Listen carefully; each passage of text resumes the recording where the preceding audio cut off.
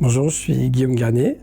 Florent Linka, de Garnier et Linka. Même si notre pratique se situe vraiment au niveau de l'objet, du mobilier et de luminaire, notre parcours est assez marqué par l'architecture intérieure, à la fois parce qu'on a étudié ensemble à l'école Camondo, qui est une école assez centrée sur l'architecture intérieure, et aussi parce qu'on travaille vraiment main dans la main avec beaucoup d'architectes d'intérieur ou des décorateurs ou des architectes pour être au plus proche de leurs projets, connaître leurs besoins et développer des produits qui parfois sont spécifiques à des projets. Chacun dessine un petit peu à des idées qu'on dessine un petit peu de notre côté, et puis après on se prend des moments et des temps pour partager. Et puis après, une fois qu'on a un peu trié, on va dire, nos idées, après on en parle avec l'équipe, on refait des tests, on dessine. C'est un peu des allers-retours permanents pour arriver un petit peu à affiner les dessins au fur et à mesure du temps. Alors notre travail, c'est un peu la rencontre entre des savoir-faire qui parfois sont très très anciens, plusieurs millénaires pour certains, et notre ligne, notre vision que l'on veut être contemporaine. Donc on essaie vraiment de rapprocher les deux. Les influences majeures que l'on a se divisent un peu en deux catégories. Il y a d'une part les arts décoratifs au sens large et la sculpture d'un autre côté. Dans les arts décoratifs, c'est pas tellement les formes, même si certaines on trouve très intéressantes, c'est plutôt à la fois le rapport à la matière, et certaines matières qu'on utilise beaucoup étaient très utilisées à la période art déco. Je pense par exemple au plâtre, au bronze, la laque.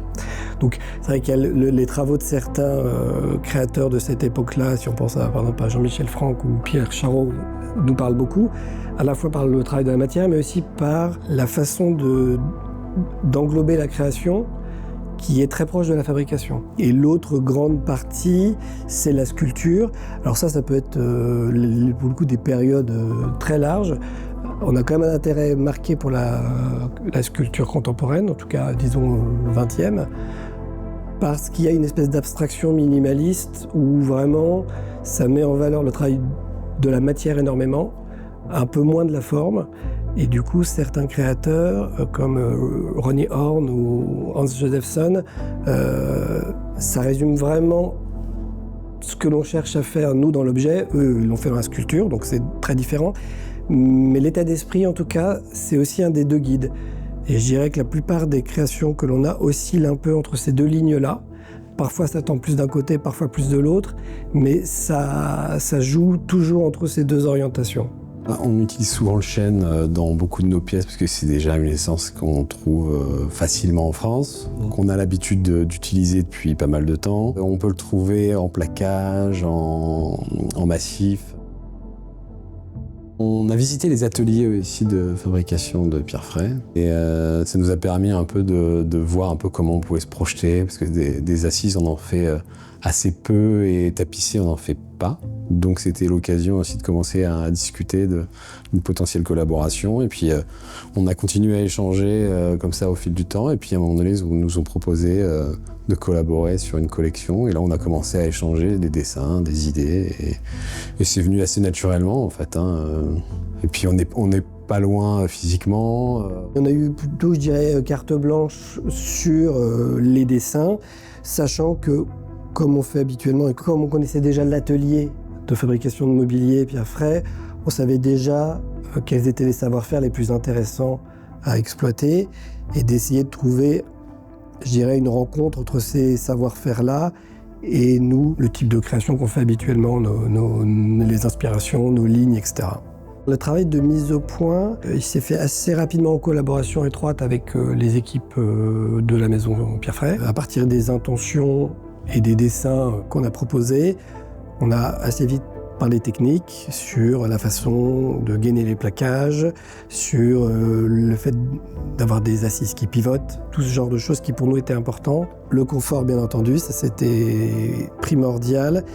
Et en gros, la ligne, elle est faite sur une intuition de départ qui était d'avoir un mât central, que d'habitude on a sur des mobiliers, des assises, de voir plutôt en métal, mais là de vouloir le faire en bois. Et de décliner autour de ça un ensemble de différentes assises et aussi de tables d'appoint. Et donc voilà, c'est tout ce travail de mise au point qui a été fait avec l'atelier qui a permis aussi de redessiner un peu les pièces, de se réadapter.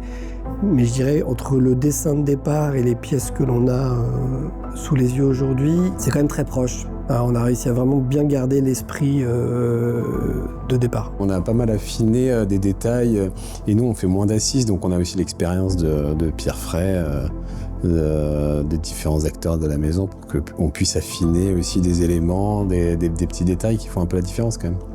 On voulait avoir une forme assez tendue mais pas avoir une forme trop rigide, donc c'est aussi leur expertise qui était assez importante à ce niveau-là. Ce sont des pièces durables par essence parce qu'elles sont de haute qualité, elles sont faites pour durer. Voilà, elles sont faites pour durer, même probablement plus longtemps que nous. En tout cas, elles n'ont pas du tout de date de péremption. Ça, c'est la première chose, c'est sur la qualité.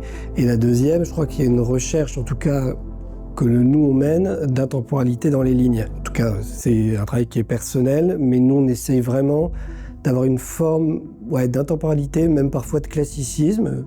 C'est pas un gros mot en tout cas chez nous, pour que les pièces ne suivent pas forcément les modes. Elles peuvent être plus désirables à certains moments et peut-être moins à d'autres. On ne cherche pas vraiment ni à suivre des modes ni à les créer. On a assez furieux désir de faire des pièces qui sont intemporelles. Donc ça, je pense que c'est quand même un facteur clé de durabilité.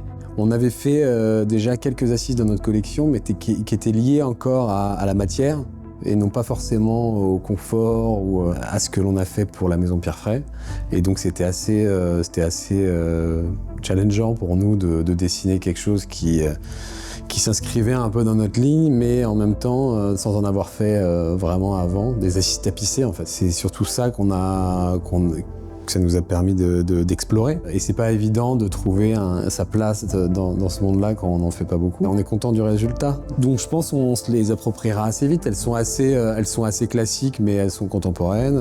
On est bien dedans. Même la partie bois, c'était assez innovant de travailler avec Pierre Fray sur ces parties-là, parce qu'on a utilisé des techniques qu'on n'avait jamais utilisées auparavant. Sur des formes rondes, travailler du plaquage, mise en forme, etc.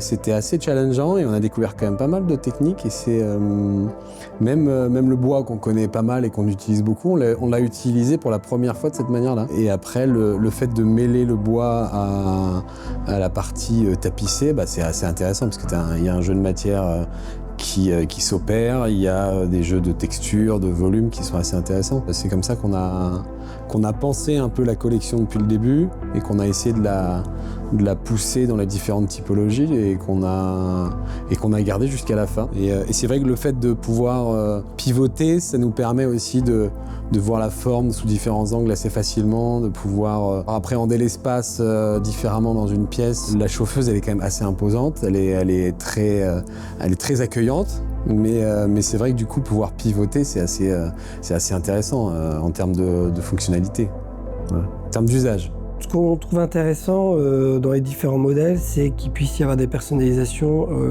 qui soient relativement simples.